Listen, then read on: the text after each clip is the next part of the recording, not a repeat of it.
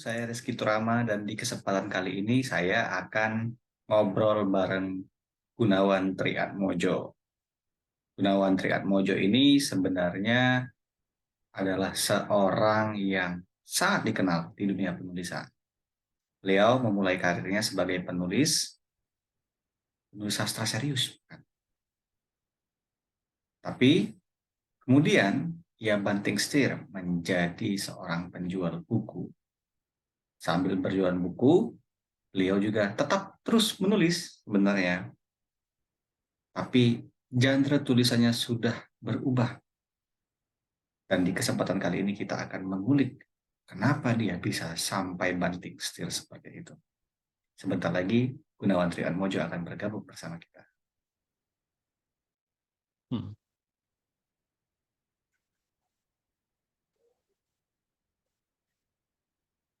Oke, selamat sore Mas Gun, apa kabar? Ya, kabar baik, Mas. Stabil ini. Ya, Oke. terima kasih Mas Gun sebelumnya sudah menyempatkan diri untuk ngobrol bareng Hmm. saya di kesempatan kali ini. Kalau Mas Gun sendiri ini belakangan aktif berjualan buku, betul Mas?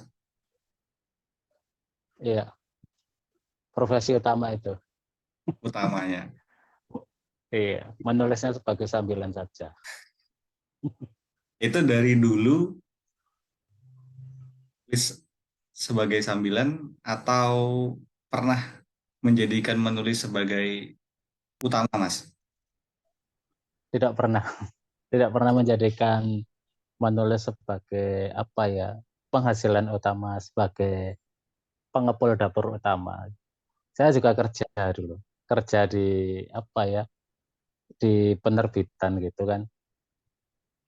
Ya nulis itu sebagai ini aja, kesenangan saja. Ya karena saya tahu ke depannya menulis itu dengan kualitas yang saya miliki ya tidak menjanjikan gitu ya, tidak menjanjikan hidup yang lebih baik lah. Maka saya bekerja jadi editor di penerbitan gitu. Kemudian saya upload buku di Facebook dan jalan, itu aja, Jalan. jalan ya. Dan Mas, jualan bukunya Mas. iya jalan-jalan bukunya. Lah jalan buku udah mulai jalan itu saya keluar dari penerbitan dan sekarang full jadi penjual buku. Hmm. Jadi full Iya. penjual buku itu sudah berapa tahun Mas Gun? Sudah dari tahun 2015 akhir itu, Mas. 15, 16. 2015 akhir. Iya. Ya itu iseng-iseng saja sih sebetulnya, Mas, awalnya. Ya saya beli buku di sebuah toko diskon, toko buku diskon kan. Saya upload di Facebook, kemudian ada teman yang bilang, "Aku mau dong, Mas, buku itu." Gitu. Ya, saya belikan gitu. Nah, ternyata banyak yang mau. Terus ke zaman gitu ya, dan kebetulan juga di Solo waktu itu masih ada toko buku diskon itu ya yang buat saya ambil barang dan sebagainya. Ya akhirnya kok bekerja di bidang yang kita sukai, saya suka buku dari SMA, kemudian menjadi penjual buku kok menyenangkan gitu. Ya akhirnya jalan, Mas. Dan ya alhamdulillah itu ada ini loh. Apa banyak banyak yang mensupport gitu loh. Suplai buku lancar dan sebagainya gitu. Ya tahu-tahu jalannya di sini aja gitu. Terus berani resign dari kantor dan full kerja sebagai penjual buku. Pernah menjual, pasti pernah sih ya, tapi menjual buku-buku yang diterbitkan oleh kantor Mas Gun dulu nggak? Enggak, saya dulu itu diterbit di kantor penerbitan apa buku pelajaran. Jadi Oh, memang beda jauh sih sebetulnya. Ya memang apa ya, ya beda jauh. Kalau di kantor penerbitan tuh lebih ke apa ya, ke bahasa, ke sebagainya gitu. Ya agak sedikit melenceng dari sastra gitu. Nah, saya di jualan buku ini mendapatkan rohnya itu.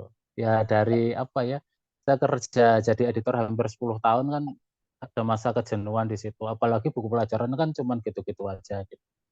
Ya, akhirnya dapat itu, keluar itu dapat sini, wah seneng banget saya. Ya seperti kayak ditunjukkan jalannya. Oh ya kamu memang lebih pantas jadi pedagang buku daripada jadi editor. Walaupun dulu saya pernah ketika awal-awal jadi penjual buku itu saya bantu penerbit di Jogja itu jadi editor buku sastra juga pernah gitu. Tapi pada akhirnya saya berhenti sendiri gitu. Wah jadi editor buku sastra itu stres banget itu. Stres Stres betul kenapa? itu. Apalagi kalau naskahnya jelek. Itu kita miso-miso sendiri itu. Waduh, kita di ruang sunyi gitu kita mengumpat-umpat sendiri. Dan itu saya rasa tidak sehat bagi saya. Karena ketika bagi kegiatan baca terutama ya. Karena ketika saya baca itu naluri editor itu bekerja. Jadi saya tidak bisa menikmati teks sebagai cerita gitu nggak bisa. Saya pasti akan bekerja ini salah di sini, ini salah di sini. Harusnya kalimatnya kayak gini gitu.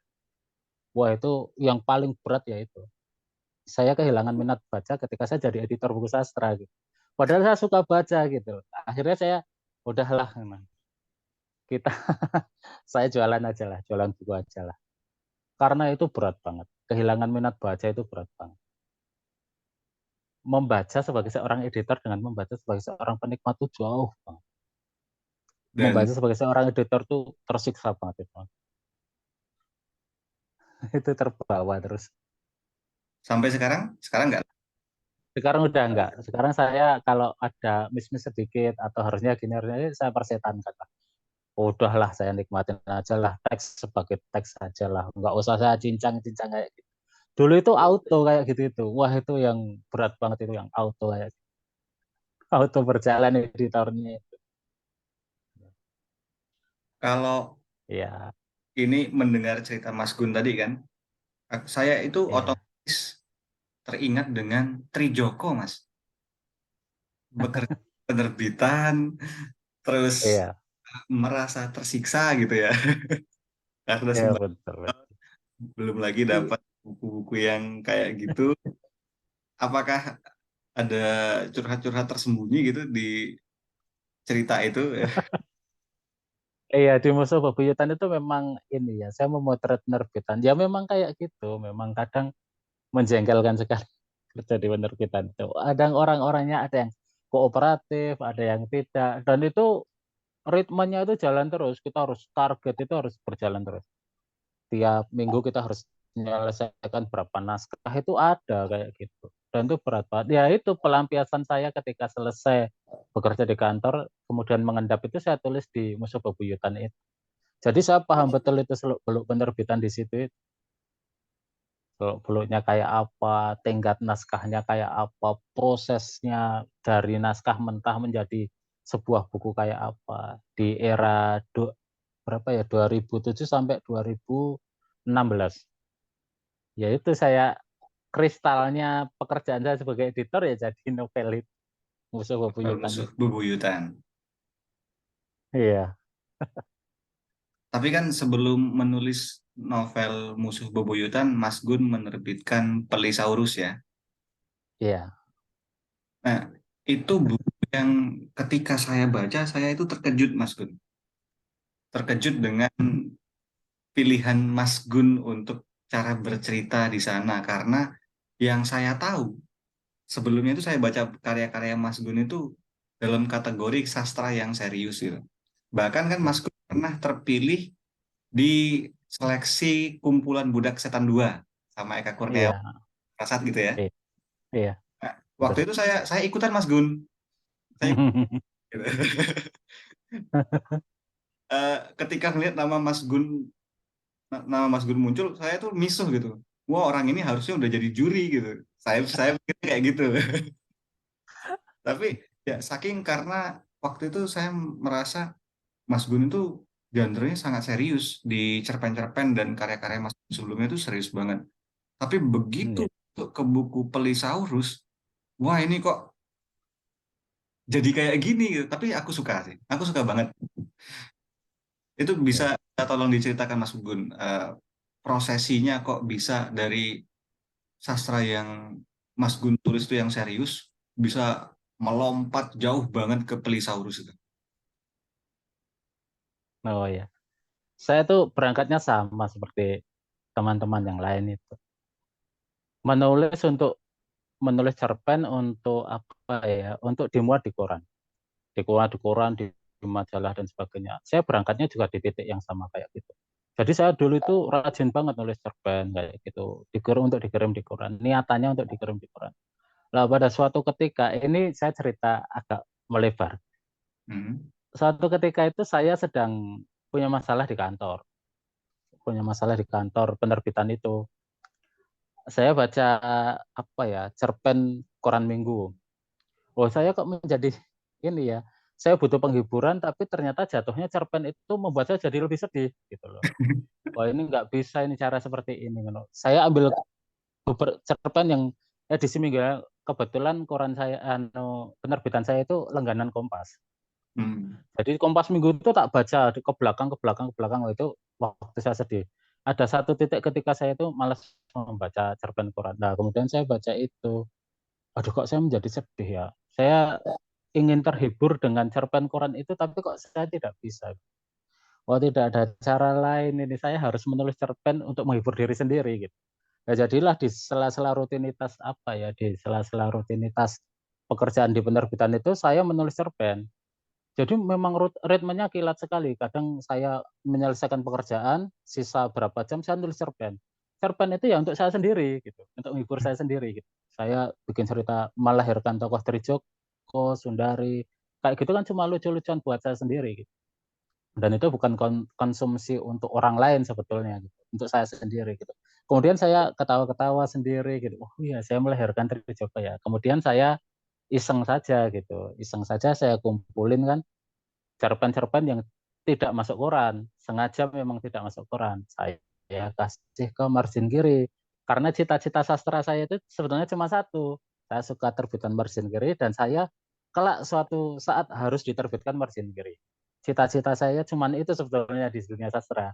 Lah saya emailkan, saya kasih pengantar. Ini cerpen-cerpen yang tidak diminati koran. Dan saya ingin memberi sedikit warna pada sastra Indonesia. Kemudian selisih 1 minggu dibalas email saya sama Mas Roni Agustinus itu. Bung, saya tertarik dengan cerpenmu dan saya ingin terbitkan. Gitu. Itulah pertama kali Sundari Keranjingan Puisi terbit. Saya senang karena saya itu sudah mulai agak lucu itu Sundari. Itu sudah saya menemukan ini loh cara bercerita yang betul-betul saya, yang di depan teman-teman saya yang akrab itu saya kan bukan seorang pemurung, saya orang yang suka melucu dan sebagainya. Saya dapat iramanya itu di Sundari Keranjingan Sundari. Puisi. Ya, kemudian saya lompat lagi ke Tuhan Tidak Makan Ikan. Wah, di situ saya bebas berekspresi gitu loh. Karena saya sudah meletakkan koran, saya tidak menulis untuk koran. Jadi saya menulis untuk diri saya sendiri dan syukur-syukur ada pembaca yang suka. Lah ternyata ya berterima kayak gitu. Nah, akhirnya saya menulis itu menjadi hiburan bagi saya. Kemudian ya saya mengeksplorasi tentang Trijoko Sundari dan hal-hal yang dekat dengan saya. Waktu itu saya senang nulis sempak-sempak gitu, saya eksplorasi itu. Nah, Pelisaurus ini kasus yang lumayan nyeleneh ya ini. Karena waktu itu saya sering bikin status di Facebook itu tentang ngelucu. Ngelucu itu merancap. Nah, merancap itu kan saya ini saya lihat dari berbagai sudut pandang gitu loh. Wah, ini bisa bikin lucu nih dengan merancap gini, kayak tak ada yang lebih setia dari tangan sendiri. Seorang pasangan bisa mengkhianatimu, tapi tanganmu sendiri kan tidak bisa mengkhianatimu gitu.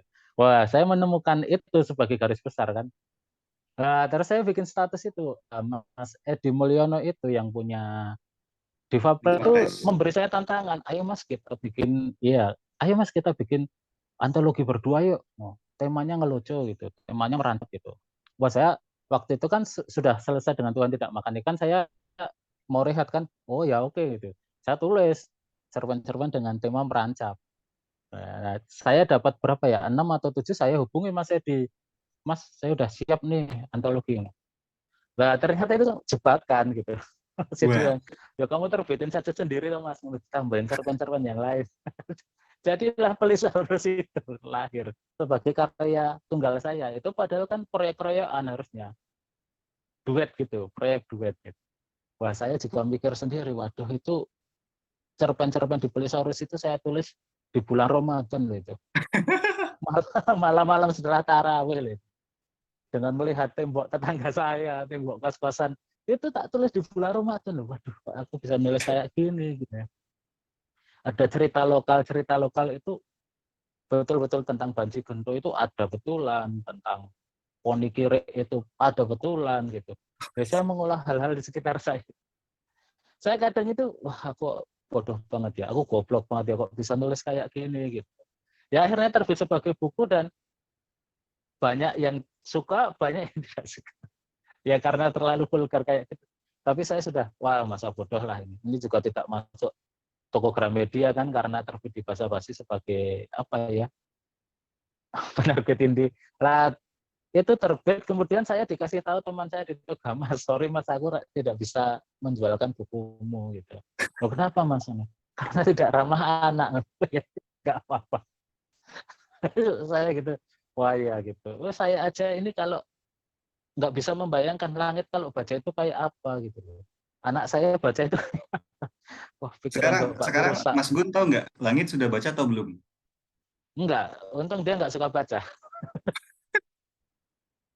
Nah, tapi dia kan juga ketawa-ketawa kan, karena kami sering gojekan gitu kan. Oh gini, gini, gini.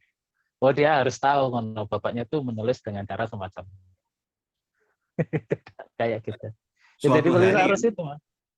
sudah menyiapkan mental belum, Mas? Misalnya suatu hari Oh sudah Mas. membaca Sunan Ngelucu kan responsnya apa, Pelisa Iya, iya. Pelisaurus, Iya. gimana kira-kira respons yang berikan? Oh iya, iya tidak apa-apa Mas. Ya, ya dia memang harus tahu isi kepala bapaknya waktu itu. Yang saya sesalkan itu kenapa saya menulisnya waktu Ramadan itu loh. Kadang habis tarawih itu, saya habis tarawih di Masjid Agung datang dengan kekhusyuan gitu, menghadap laptop kan, kemudian menulis kayak gitu. Tapi saya terhibur itu Mas. Wah itu menyenangkan itu. Respon pembaca itu menyenangkan banget. Polisaurus itu meledak dan saya banyak di inbox gitu sama ya sebagian orang. Ya ada yang ini apa ya, pengakuan-pengakuan yang membuat saya itu kayak diteguhkan gitu. Wah ini ada satu ini yang paling berkesan itu apa ya, seorang pembaca di Madiun itu. Dia baca Polisaurus itu untuk menghadapi ini Mas, stres kehamilan. Uh, Dia pesan Polisaurus. Mas harus dikirim cepat ya ini yang saya butuh hiburan. Pak kirimkan cepat Mas karena saya waktu itu udah aktif jualan buku jadi saya berinteraksi dengan pembaca saya. Saya kirimkan dan saya lupa gitu. Terus selang beberapa bulan dia kirim WA ke saya. Terima kasih ya Mas. Ini buku Polisaurus membantu saya meredakan stres. Gitu. Lahiran saya lancar gitu. Saya juga mikir gini ya Allah kayak gitu ya ternyata jalannya itu yang kita anggap karya yang apa ya yang kayak yang tidak adiluhung lah karya murahan kayak gitu ternyata ada pembaca yang bisa memanfaatkan itu gitu loh. Itu yang membuat saya kemudian oh ya memang jalannya kayak gitu. Ya jalur saya memang bukan di sastra yang serius dan sebagainya. Saya mungkin di sini gitu loh. Di sastra yang dianggap orang rendahan gitu ya. tapi Mas Gun sangat menikmati ya, baik proses maupun hasilnya gitu ya.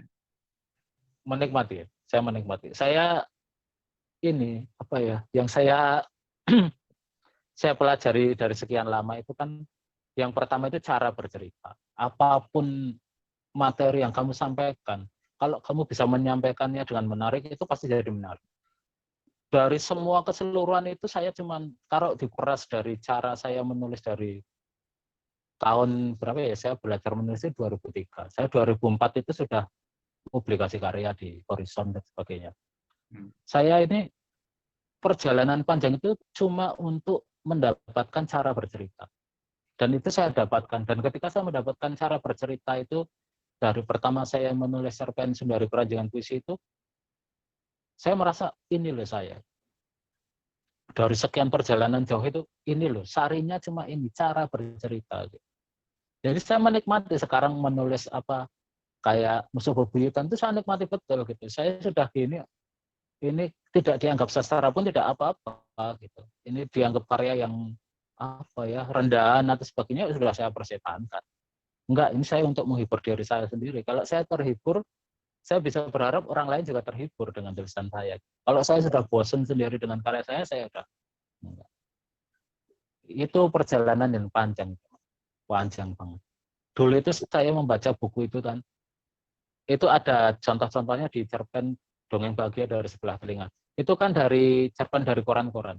Itu ketika saya baca buku ya, saya gini loh, menantang diri saya sendiri. Bisa nggak ya saya menulis dengan cara seperti ini, teknik semacam ini. Kemudian saya cobakan di cerpen. Saya baca buku apa lagi itu, oh ini menarik ya caranya. Bisa nggak ya saya cobakan dengan cara semacam ini. Uji coba itu dan kemudian dibukukan itu di Dongeng Bahagia dari Sebelah Telinga itu. Itu bukan saya, itu saya menulis seperti format buku, kemudian saya kirim ke koran. Gitu. Beda dengan Belisaurus itu, saya tidak berniat mengirimkan kemana-mana, itu saya sendiri. Bukan untuk dinikmati oleh khalayak sastra. Jadi kemenangan saya ketika menulis itu, ya gitu, saya merdeka, betul-betul merdeka. Sudah nggak mikir koran lagi, sudah nggak mikir lomba-lombaan lagi, gitu itu udah menyenangkan banget bagi saya.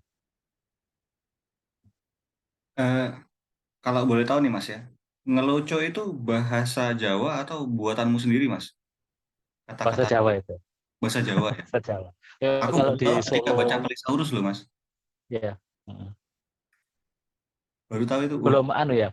Oh iya, itu ada itu Solo, Jogja, Semarang. Ya penutur bahasa Jawa tahu kalau melucu itu meracap gitu. oke Wah, oke. kayak gitu. Ya itu bikin imajinasi kemana-mana sih mas.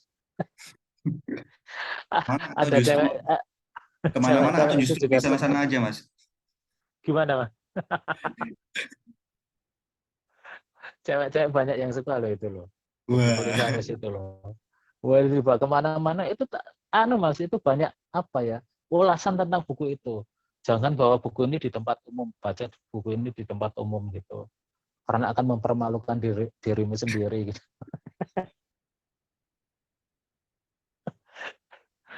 Iya kayak gitu. jadi eh, setelah Pelisaurus kan musuh bebuyutan ya Mas ya? Iya. Terus musuh bebuyutan, Setelah Polisaurus itu Dongeng Bahagia. Dongeng Bahagia itu kan karena apa ya? Ya karena saya punya ini apa? Dulu kan ada Ubud Writers itu. ah, Itu kan saya ikut seleksi ya. Saya seleksinya pakai buku Dongeng Bahagia itu. Ya itu kan di masa-masa saya sedang bersedih gitu kan. Kemudian ada tawaran, ayo mas, anu bikin buku lagi ya. Saya nggak punya materi apa-apa, saya ambilkan itu saja. Gitu. Dongeng Bahagia yang dari koran-koran itu cerpen-cerpen apa ya, cerpen-cerpen saya yang menuruti teknik orang lain, yang menuruti apalah skill lah, pamer skill dan sebagainya itu kan di Dongeng Bahagia itu.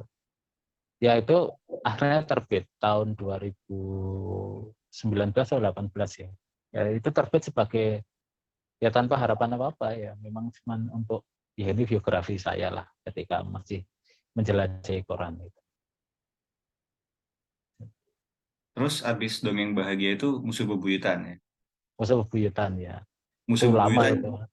jadi jadi mas kawin. Bisa diceritakan mas, gimana itu? Ya, jadi Mas Kawin itu kan sebetulnya file lama Mas. Selesai aku tulis itu tahun 2019 sebelum Corona. Aha. Udah selesai. Ya itu kemudian saya apa ya saya berencana menikah kemudian saya oh ya ini ya gitu saya punya apa ya yang sekiranya bisa dijadikan mas kawin karena dulu ketika saya dengan pernikahan pertama saya dengan almarhumah itu kan saya pengen punya apa ya punya mas kawin itu buku tapi kan nggak kesampaian karena waktu itu belum punya buku gitu tahun 2007 saya baru menulis berapa tahun itu dan tidak saya bukukan kemudian ini oh saya punya naskah ini ya gitu wah naskah ini awalnya itu judulnya bukan Musuh Bebuyutan, Mas. Awalnya judulnya itu Penyunting Nasib Baik. Karena ada penyunting di situ, penyunting Ya nasib baik. Trijoko ya. Iya, itu.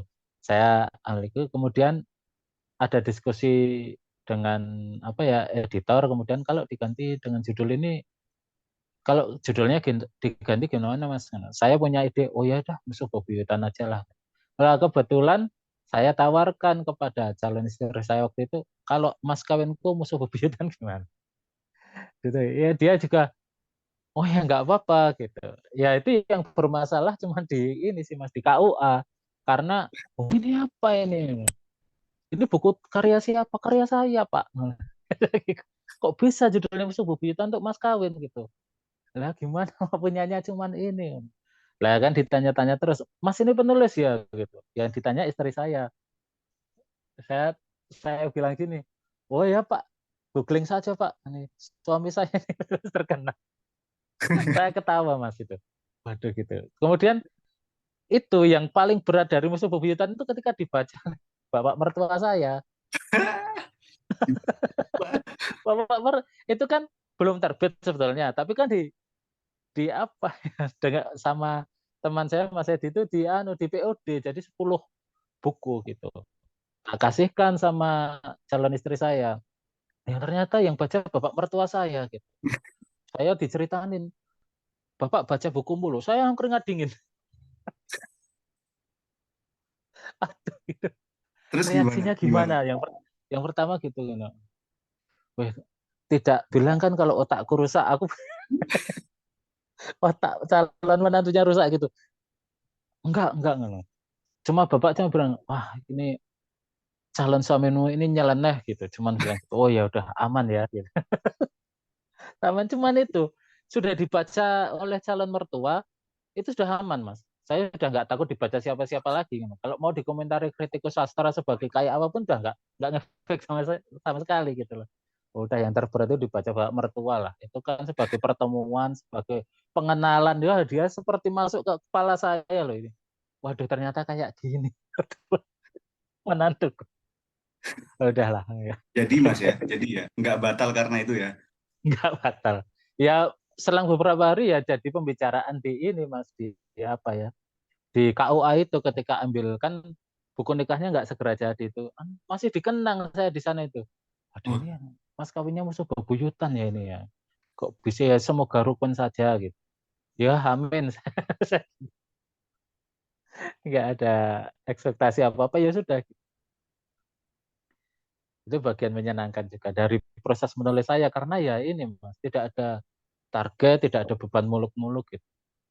Sudah di sastra itu saya nolkan lah. Saya tidak punya obsesi apa-apa sudah di sastra itu. Tidak berharap buku itu akan menjadi bestseller atau mendapat penghargaan apa. Oh, semua itu sudah saya hilangkan. Hasrat saya bersastra itu udah kembali ke titik stabil, sudah ke nol lagi gitu. Jadi memang enggak. tapi masih akan terus Memang ya, Mas Gun, gimana mas? masih akan terus menulis ya. Masih mas. Karena ya kayak gini-gini ini kan kadang kalau hasrat untuk menulis itu kan selalu ada. Apalagi kalau di sekitar kita itu ada hal yang menarik gitu loh. Terutama ada hal-hal yang lucu dan kontroversi itu kan saraf-saraf menulis saya itu kayak kayak ini loh Mas, kayak dia apa ya, digelitik gitu loh. Ayo kamu harus menulis hari ini. Kalau tidak kamu tulis, tidak ada orang yang menulis ini. Keyakinan saya kan seperti ini. Cerita ini yang bisa menulis cuma saya gitu. Ini tidak bisa ditulis oleh orang lain selain saya. Gitu. Keyakinan saya ketika menulis itu seperti itu. Jadi saya bersemangat gitu loh. Kalau ini tidak saya tulis, tidak akan ada orang menulis kayak gini. Polisaurus itu kalau saya tidak tulis, tidak akan ada orang yang nulis kayak gitu. Jadi ini cuma bisa saya eksekusi dan eksekusi terbaik itu yang menulis saya gitu. Saya selalu menyemangati diri saya kayak gitu. Nah, jadi kayak gitu ya. Sudah ketemu ritmenya gitu udah enak. Jadi Ke depan, udah nggak terbebani dengan banyak hal gitu. ke depan kira-kira ada bayangan Mas mau menulis apa lagi? Belum sih Mas. Saya ini ada sih proyek tentang ini ya, apa ya tulisan tentang Bapak itu kan sebetulnya sudah saya kerjakan lama, udah banyak, udah ada 200-an halaman itu. Jadi pengalaman-pengalaman pribadi saya dengan Bapak saya itu loh. Jadi semacam esai ringan kayak ringan dan agak lucu ya, agak agak jenaka. pengalaman saya dengan bapak saya. Ya hal-hal apa ya, hal-hal ironis yang dihadapi bapak saya itu beserta keluarga saya menjadi aduh, mati Mas. Enggak, Iya, iya. Kok tadi tiba-tiba mati? enggak. Iya. Ya itu menjadi isai ringan itu sebetulnya udah mau jadi tapi saya kok belum ini ya ketemu apa ya untuk menjadikan buku gitu ya. Belum menemukan keteguhan hati untuk membukukannya itu loh. Tapi naskahnya udah selesai. Ada satu lagi sudah saya tulis Mas, tapi memang butuh apa ya? Butuh diedit lagi sih. Memang ngeditnya itu yang lama itu Mas sebetulnya. Nulisnya itu bisa cepat banget, tapi ngeditnya itu mungkin bisa berhari-hari bahkan berbulan-bulan ya. Cepat banget Masih itu ada berapa satu juga. berapa lama kalau boleh tahu? Gimana Mas? Cepat banget itu berapa lama kalau boleh tahu? Nulis. Hmm. Saya itu nulis cerpen itu cepat Mas. Cerpen saya itu sekali duduk harus jadi. Jadi Sekali duduk. karena itu ya Mas. Iya, sekali duduk. Cerpen-cerpen saya itu sekali duduk. Yang panjang-panjang itu juga sekali duduk. Harus selesai. Kalau nggak selesai besoknya aku malas lagi gitu. Jadi ya karena cerpen-cerpen saya tulis di kantor ya sebagian dari buku Sundari Kerancingan Puisi Tuhan Tidak Makan itu kan cerpen-cerpen yang saya tulis di kantor ya. Jadi butuh ritme yang sangat cepat gitu. Jadi kadang 1 jam gitu atau mungkin setengah jam itu sudah bisa selesai satu cerpen gitu. Wow. Tapi itu nanti pengedapnya lama. Itu ngeditnya bisa 4 hari atau berapa gitu. Lama. Jadi memang ketika ide datang itu saya selesaikan pekerjaan dulu cepat, saya mengetik. Kemudian kan ngetik saya itu lambat Mas, karena saya cuma 2 jari. Satu di A, jari telunjuk kiri itu di A, yang ini bergerilya. Itu kan ngetik saya Wah, lambat. Kadang pikiran saya cepat banget, itu ngetiknya lambat banget. Gitu. Pakai komputer kantor lagi gitu. Udah gitu ya. Tapi ya hasilnya juga saya juga ini apa seneng ya ada hasilnya. sama katanya tadi ada Ya. Mas, naskah yang sudah ada. Ada Mas ya, tapi nunggu terbit, tapi nggak tahu kapan ya itu. Udah ada aku mencar sih sebetulnya. Ada yang sudah di penerbit tapi belum ya mungkin nunggu giliran. Boleh dibocorkan Salah penerbit satu mana penerbit. bakalan? Di Belum ya? kayaknya sih di ini Mas, di margin kiri lagi. Margin kiri. Wah, keren. Berarti sudah Yang apa ya? Sudah gimana? sudah berada di titik yang benar-benar puncaknya Mas Gun ya. Maksudnya, cita-cita Mas Gun itu kan Iya itu diterbitkan iya. kiri kesampaian, terus menulis sesuatu yang menyenangkan, sudah gitu ya. Iya betul Mas. Itu yang bikin ini apa ya? Tidak begitu terobsesi gitu Mas dengan sastra. Jadi itu di kepala saya itu ya, yang menarik ya jualan saja. Jualan buku aja lah. Gitu. Secara pendapatan juga lebih menarik, Wah, berinteraksi dengan orang-orang, membaca selera orang-orang gitu kan menyenangkan itu Mas. Kalau menulis itu lama-lama juga ini ya Mas. Apa sih sebenarnya yang dicari di sastra Indonesia itu? Sastra Indonesia itu kan kayak apa ya mitos ya, kebanyakan mitos gitu loh. Keterkenalan itu sebetulnya apa gitu loh. Keterkenalan itu menjamin apa? Tidak menjamin apa-apa, tidak menjamin kebahagiaan. Penghargaan-penghargaan itu apa? Dimuat koran itu suka, seneng loh, seneng. Tapi 1 2 kali habis itu kan bosen juga. Sudah nggak menarik lagi. Jenengan kan dimuat di Kompas berkali-kali. Dimuat pertama seneng, dimuat kedua masih seneng. Nanti coba jenengan sudah sampai di levelnya Agus Nur, Trianto, atau Seno, dimuat itu sudah sesuatu yang biasa saja gitu loh. Dan ketika sesuatu itu menjadi terasa biasa saja, ya kenapa tidak kita tinggalkan untuk mencari sesuatu yang lebih asik gitu loh. Itulah yang membuat saya sudah terakhir itu menulis di koran itu tahun 2015 di media Indonesia itu terakhir. Habis itu saya udah ngomong ke diri saya sendiri, nggak usah lah nulis di media-media gitu. Lagian apa sih yang kamu cari di media kayak itu, kebanggaan semacam apa gitu. Dan saya ini agak gini loh, agak agak punya ini Mas, apa ya, parameter yang mungkin dianggap orang lain mungkin sombong gitu. Saya itu melihat redaktur Mas. Ketika saya mengirim ke suatu media itu saya lihat karya redakturnya. Oh, karya redakturnya kalau bagi saya tidak menarik, ya buat apa saya kirim ke sana gitu. Dulu lah oke lah, karena saya butuh uang dari honor itu untuk beli buku. Dulu memang saya menulis untuk di koran itu karena ketika saya kerja ya, saya butuh tambahan uang untuk beli buku. Gitu. Dimuat di sana, honornya buat beli buku, dimuatnya untuk beli buku. Kalau sekarang buku itu sudah bisa saya peroleh tanpa saya harus menulis, dan saya tidak perlu mengikuti selera redaktur, ikut lomba-lomba ini dengan ketentuan-ketentuan semacam ini, ya buat apa gitu loh. Ya udahlah, saya nulis sesuka hati saya aja lah. Saya lebih merdeka dengan itu, sementara kebutuhan saya dulu kan sastra untuk buku, cerpen untuk buku, puisi untuk buku. Sekarang kan udah enggak. Gitu. Saya sudah Udah tantangan bisa sendiri ya, memperoleh Mas. itu. Iya, betul. Sudah ambil buku apa aja lah yang ya kerja keras saya menjadi penjual buku itu ada gitu loh. Di sekeliling saya banyak buku. Yang insya Allah ketika saya ambil satu buku itu pasti bagus karena itu selera saya. Itu sudah terpenuhi gitu. Jadi saya nggak menulis. Nggak melayani selera redaktur, nggak melayani selera pasar, nggak melayani selera panitia lomba. Itu merdeka banget saya, Mas. Itu puncak dari ini apa kebebasan menulis saya. Kebebasan Itu menulis. makanya dari 2015 saya udah nggak ikut-ikutan kayak gitulah. Kalau menulis di bahasa basi itu kan karena teman ya, karena dekannya Mas lama nggak tulis gitu. Oh iya saya nulis. Kalau sekarang ya kalau saya nulis cerpen ya tidak saya kirim kemana-mana gitu. Saya himpun nanti jadi buku baru gitu aja. Lagian ya kalau di apa ya redakturnya dengan selera baca kayak gitu, karyanya kayak gitu, umpamanya kita menulisannya cari apa gitu, cari pengakuan apa selain honor gitu. Ya cuman itu. Ketika honor terpenuhi ya udah, sudahlah tinggalkan sastra Quran lah gitu. Dan itu saya lakuin dan ternyata sudah jalan 7 tahun ini. Oke. Ya memang agak terlihat gimana gitu ya, sombong atau gimana, tapi memang itu cara bersastra yang menurut saya itu asik gitu loh. Cara menulis menjalani sastra dengan asik itu ya kayak gitu itu. Tidak jatuh pada kejenuhan, Mas ya. Iya, tidak satu. Saya bisa Mas, setahun tidak menulis itu bisa. Kalau saya itu menulis memang sedang moodnya menulis. Saya mengatakan pada diri saya sendiri, kamu tidak wajib menulis. Kamu tidak wajib menulis kalau kamu tidak ingin menulis gitu. Kamu jangan sok punya publik pembaca yang menanti karya-karyamu. Itu tidak ada. Saya bilang gitu ke diri saya sendiri. Jadi kamu tidak perlu memaksakan diri menulis.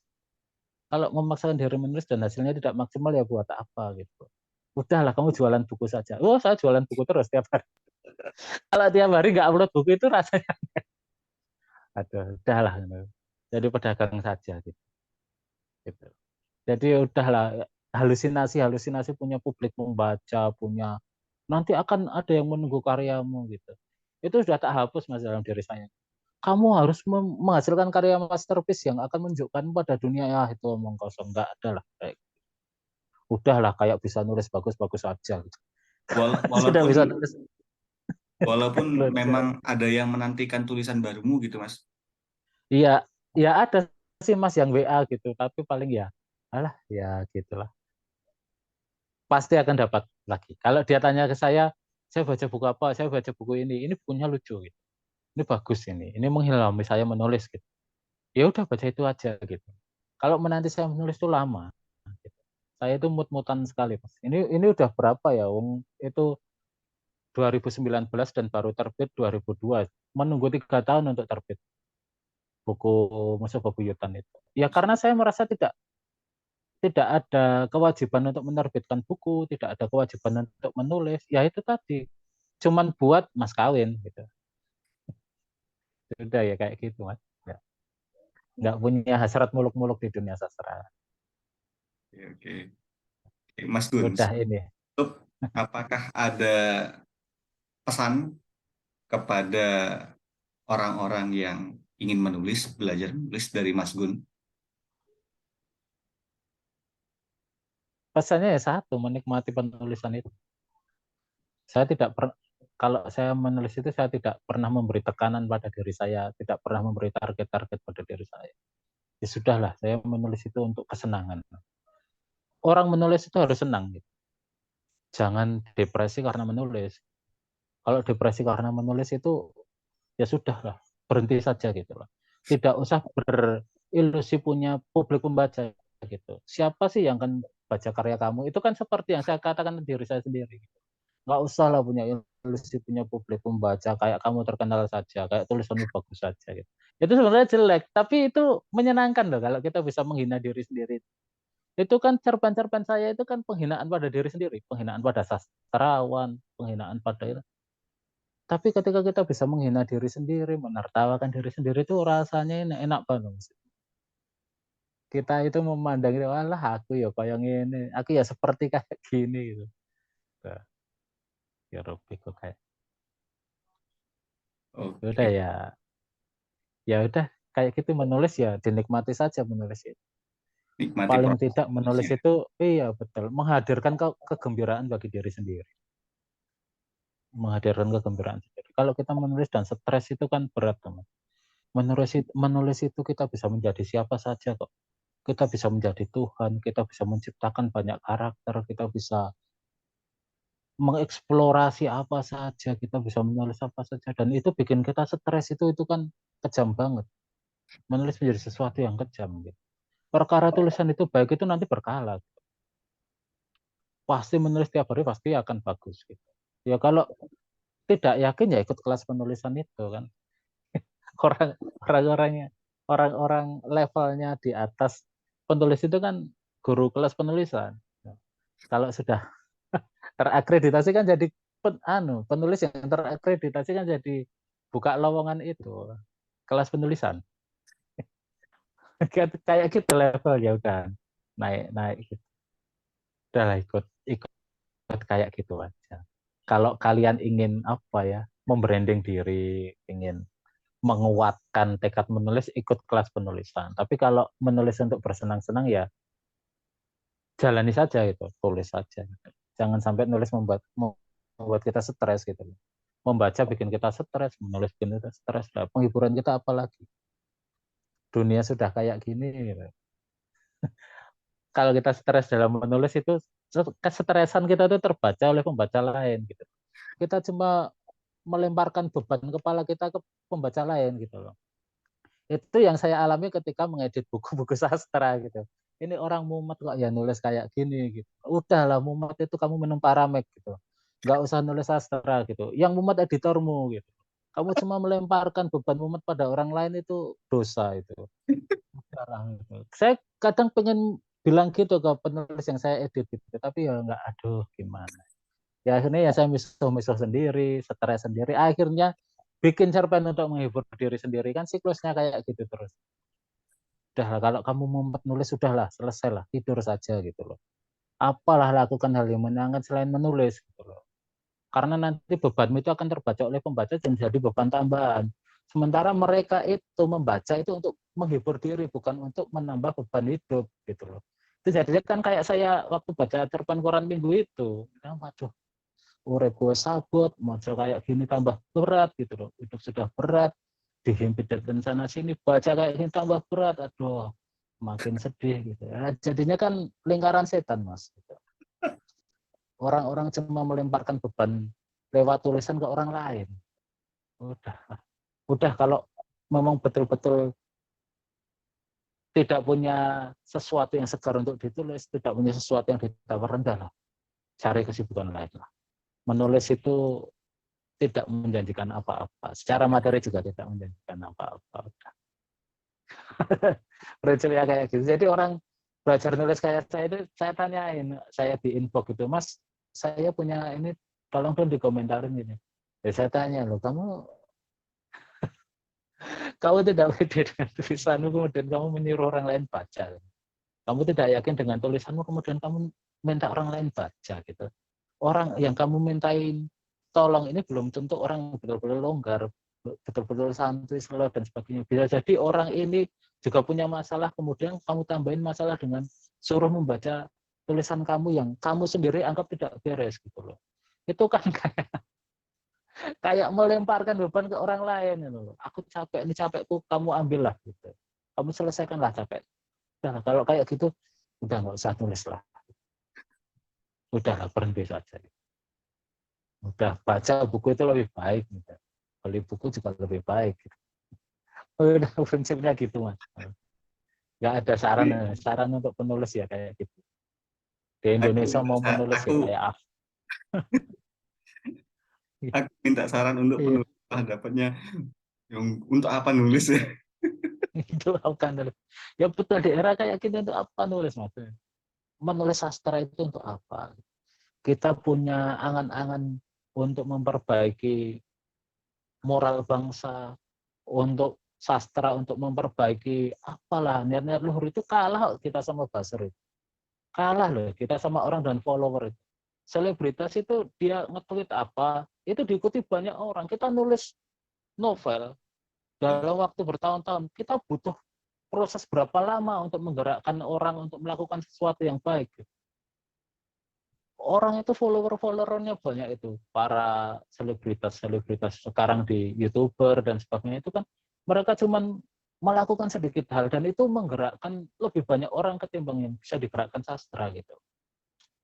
Nah, kalau kita sekarang dihadapkan pada hal yang teramat muluk lah, buku sastra itu dicetak berapa sih? Taruhlah buku puisi ya, kalau di Indi-Indi itu kan 300-an. Kalau buku sastra 2000, 3000 itu udah bagus loh. Betul. Itu perlu dibaca berbulan-bulan ya, bahkan berhari-hari. Seorang seorang apa ya, seorang seleb, YouTuber dan sebagainya, mereka membuat satu konten kemudian dilihat oleh ribuan orang bahkan jutaan orang kemudian diikuti. Terus kamu menulis untuk apa? Menulis novel berbulan-bulan untuk apa? Kadang kan ada pertanyaan seperti itu dalam diri saya. Ya udah, sudahlah. Kita sudah tiba di era semacam ini gitu loh. Ketika kamu tidak bisa menulis, ada media visual untuk kamu ingin menyampaikan apa gitu. Itu ada di situ. Ya memang nanti itu menjadi seleksi alam sih Mas, menjadi oh ya cuman ada segelintir orang yang tulisannya novelnya kemudian menjadi abadi dan sebagainya gitu. Ya karena tekanan-tekanan semacam itu gitu. Kita sudah dihadapkan pada hal-hal yang kayak gitu. Menulis saat ini dengan menulis ketika saya kuliah itu udah beda jauh. Udah beda jauh. Sekarang orang bisa menulis cerpen apa saja, bisa diposting segera di sosial media, mendapat pembaca. Kita dulu harus santri gitu. Menulis di Suara Merdeka harus santri bersaing dengan orang lain, cuma sekedar untuk dibaca orang lain. Sekarang udah platform di mana-mana, sudah wah persaingan sudah kayak gitu. Orang pengen menerbitkan cerpen ya diterbitkan saja, ditaruh di wall-nya. Ya sudah kayak gitu, kita sudah masuk ke era kayak gini gitu. Oke, oke. Jadi pusing ya. Enggak, Karena ya aku malah fresh keadaannya banget kayak nih, Mas. gitu. Makasih banget. Mana fresh? Itu kan ini Mas, sebetulnya apa ya, kita kita jujur saja pada diri sendiri, gitu loh. Ilusi kita punya publik pembaca itu ilusi yang ini apa ya, memabukkan itu.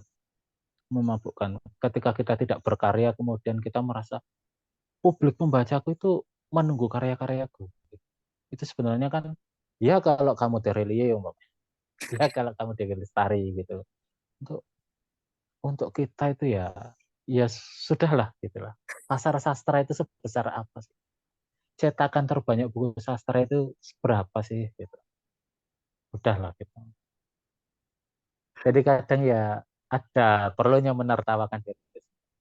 Yang saya ucapkan ini kan saya omongin ke diri saya sendiri, kemudian saya bilang kesampaian itu. Gitu. Oke, oke, oke. Terima kasih, Mas Gun. Sudah, terima Iya kasih mas. ya. Sudah meluangkan waktu, sudah berbagi cerita, sudah mau menertawakan diri bersama-sama, gitu ya. Iya. Ya Ya, ini kalau orang orang dengar pasti ya mungkin banyak yang tersinggung juga ya karena ya apa ya ambisi muluk-muluk mereka tentang sastra, keadiluhungan sastra, tentang apa ya, ambisi di dunia kepenulisan mungkin sudah tinggi ya, masih tinggi, masih menggebu-gebu gitu. Mungkin akan patah ketika mendengar ini. Tapi ada baiknya juga ini direnungkan. Gitu. Karena ini obrolan saya sekian lama dengan diri saya sendiri. kemudian saya omongkan ke jenengan itu. Dan ya seperti ini omongan seorang pedagang buku gitu, Tapi gitu. betul, perlu perlu kita renungkan juga. Menertawakan diri itu, apalagi menertawakan kegetiran itu, ya, itu suatu yang perlu gitu, Mas Gun. Iya betul. Iya kalau saya nulis di buku-buku itu kan kesedihan itu adalah kebahagiaan yang sedang OTW gitu. Jadi ya tidak apa-apa ngono. Kita kelak akan ada di suatu titik kita menertawakan kebodohan-kebodohan kita di masa lalu. Iya jadi sehat-sehat saja gitu. Tidak apa. Oke, Mas Gun, saya off record dulu. Oke, Iya, oke, makasih Mas Gun. Sampai jumpa lagi di kesempatan berikutnya. iya, siap Mas. Terima kasih.